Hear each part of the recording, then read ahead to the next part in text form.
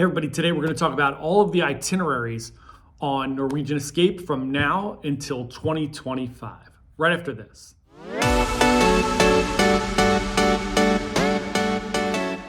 Hey everybody, John here from Bite Size Cruises. Welcome back to our channel. If it's your first time here, we're just a travel agency trying to provide you the best cruise information possible. If that sounds good to you, we would love for you to consider subscribing and checking out some of our other videos. So over this week and next week, we're going to be doing a lot of videos about the Norwegian Cruise Line Escape.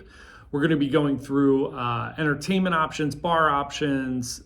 Today we're doing itineraries. And our goal is just try to give you as much information as humanly possible about NCL's Escape so that when you get on the ship, you feel prepared and ready to go. So today we're going to be talking about all of the itineraries. I have them up here in front of me. So if you see me look down, I'm just looking at the computer here.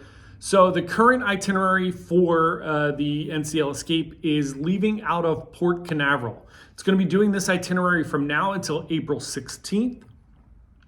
So the itinerary is a pretty nice one. It is leaving from Port Canaveral. It is then you're going to have a sea day. Then you're going to Puerto Plata, Dominican Republic, which is a great port. St. Thomas, not my favorite port, but it's in the Caribbean. It's warm, right? It's winter time up here in the Northeast, so it's great to get out. Tortola, another beautiful port. Then you're going to have a sea day, and then you're going to go to Great Stirrup Cay, which is the NCL private island, which is beautiful. I mean, it's not a perfect day, but it's beautiful. It's a great one. And then back to Port Canaveral. So that's going to be your itinerary from now. So if you're booking a cruise and you want to go on something quick out of Port Canaveral in the next few months and hit those islands, that's going to be on NCL Escape from now until April 16th. April 16th, it shifts just a little bit down to Miami, and it's going to do the same exact itinerary just out of Miami. So you're going to go Miami, sea day, Puerto Plata, St. Thomas, Tortola, Sea Day, Great Stirrup Cay, back to Miami. So just heading down south a few miles there from Port Canaveral to Miami. And then in August of this year, the ship is going to move around a decent amount in the next couple of years. So in August of this year, there's not a repositioning cruise. So it's not like it's going from somewhere to someplace and you can jump on that cruise for whatever reason. August 22nd, the Escape will be in New York City and be leaving out of the Norwegian New York terminal. Not my favorite terminal. I love Bayonne because it's very easy. Obviously, if you live in New York and if you live in the city and you want to go on a cruise, the New York City cruise terminal is amazing, right? So you just jump on the subway or jump in an Uber and get down there and you're good to go. The thing that I don't like is if you're driving to the port and you're going to New York, that's the nightmare, right? It's like the Royal Caribbean one's in Bayonne. So we're coming from south of there. So we just drive to Bayonne. It takes an hour, we're parked and we're in. That additional just distance to get into New York City and then to park, the parking's more expensive than it is in Bayonne, the whole 9 yards of just getting into the city. But if you're taking a train or doing anything like that, it's a breeze. I do recommend if you're gonna go out of New York, you can, people don't think you can, but you can find really good hotel deals in New York. Stay somewhere close to the port. We stayed at Inc. 48 last time. It was great. It was not expensive. It was a nice hotel, especially it was a good hotel size for being in New York. And we were a block and a half from the port. We walked down with our luggage in the morning and we got on the ship. It was great. So that's that one. I also generally will just take the train. It's way easier than parking and fighting through all that. So on August 22nd, they're just going to do a quick 5-dayer, and that's going to go to Bermuda, and that's going to be New York, one sea day, an overnight in Bermuda, so you're there for 2 days, sea day, and then you're back in New York. So it's a quick little trip. If you're looking for something fun and quick in August, it's still a really good time to go to Bermuda. It's still warm in Bermuda. Highly recommend that one. And then next up, you're going to have the same itinerary from August 27th until October the 15th. New York to Canada and New England, right? It's a very popular one. It's the perfect season for that. The leaves are the whole 9 yards, right? The whole reason you go up to the north during that time is to see the leaves changing and the beautiful scenery, and the weather's still not cold, so it's nice. So that one's leaving out of New York City. It's going to go sea day. Then you're going to hit Halifax. Then you're going to hit St. John, which is really nice. And then you're going to shift back. You're going to hit Portland, Maine, beautiful, great restaurants, ton of stuff going on there. Bar Harbor, love Bar Harbor, right? Amazing there. Then you're gonna have a sea day, and then you're back in New York City. That's a great cruise. It's a great ship to do that cruise on because you're on a bigger ship. There's a lot of stuff going on. That'll be a real blast on that one. I love that itinerary, especially in that time of the year. It's not cold yet. Then for the next month after that, from October 15th to November the 10th of this year, it's going to go back and do that Bermuda, the little 5-day or 1 sea day down, 2 days there, 1 sea day back. That's a great trip if you maybe are new to cruising and you want to try something out. Although, however, that time of the year, it's not going to be super warm in Bermuda.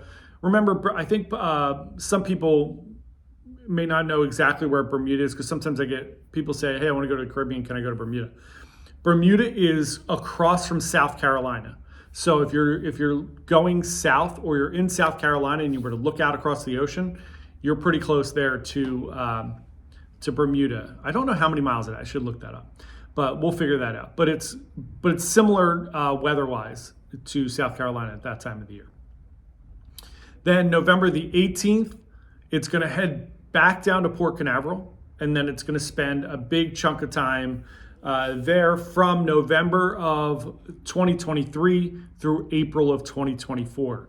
And it's going to do flip-flop between Western and Eastern Caribbean. So the Eastern Caribbean is going to be the same one we talked about before, which is the Port Canaveral, Sea Day, Puerto Plata, St. Thomas, Tortola, Sea Day, Great Stirrup Cay. And then the Western is going to be a bunch of stops. So you're going to get 4 stops. Cozumel, Georgetown, Grand Cayman, Ocho Rios, and Great Stirrup Cay. Another good itinerary. Cozumel is a good place to go to. There are a bunch of fun resort for a day options there. And then Grand Cayman's a beautiful one. Ocho Rios, not my favorite port, but there are a ton of cool excursions there. You could do the Dunn's Rivers Fall, you could do Fern Gully, you could do a bunch of things there, and then to the private island again, which is great. Then, so it's going to stay there from November to April of 2024, just rotating every other week, Eastern and Western Caribbean. April of 2024, you get your chance to do a transatlantic on Escape, which would probably be pretty cool on a bigger ship. I'm not a huge fan of transatlantic. I don't like that many sea days in a row, but some people love transatlantic. So if that's what your jam is, then go for it there.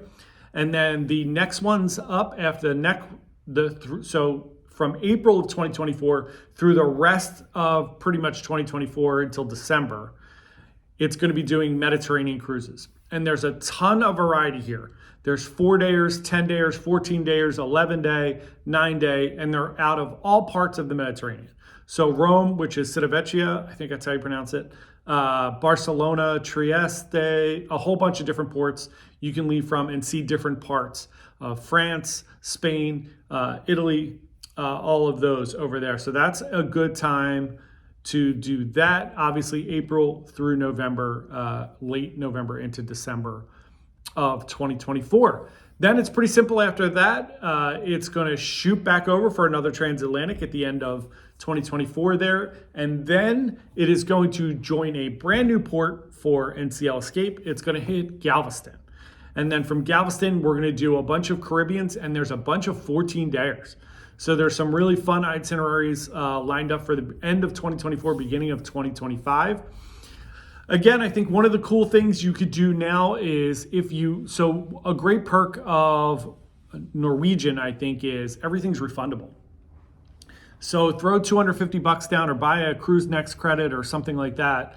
And if you would like to do something in 2025, just throw your cash down now. You do get some additional perks for booking early. So you do get some additional room credit and things like that if you book a year or so out. The cruise lines really would love you to book as far out as humanly possible, so they will reward you for doing that. So that's the itineraries coming up for the next just about 2 years on NCL's Escape. If you have any questions, do you have a favorite itinerary? Questions, throw them in the chat below, or let us know what your favorite itinerary is on this upcoming NCL Escape seasons.